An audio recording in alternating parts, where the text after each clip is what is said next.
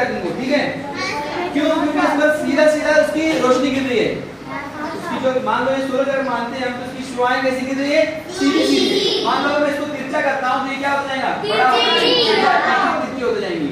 और जैसी जैसी तिरछी होती जाएंगी शुआएं वैसे वैसे उसका दर्जा हरारत क्या होता जाएगा? बढ़ता जाएगा, कम होता जाएगा? क्या गर्मी कम हो जाएगी। जैसे मान लो ये अभी देखो ये जमीन के ऊपर यहाँ पर सूरज की रोशनी गिर रही है, ठीक है?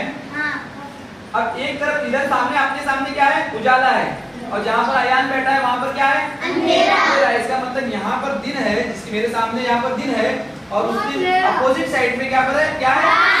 रात है। अब जमीन क्या होगी हमारी? घूमेगी, है ना? जमीन तो महवरी गर्दिश कर रही है। जैसे मान लो महवरी गर्दिश हम जमीन को घुमाते हैं।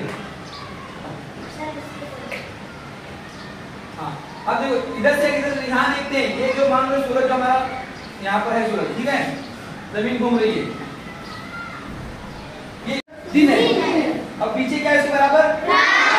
तो जमीन अपने महवर पे क्या कर रही है?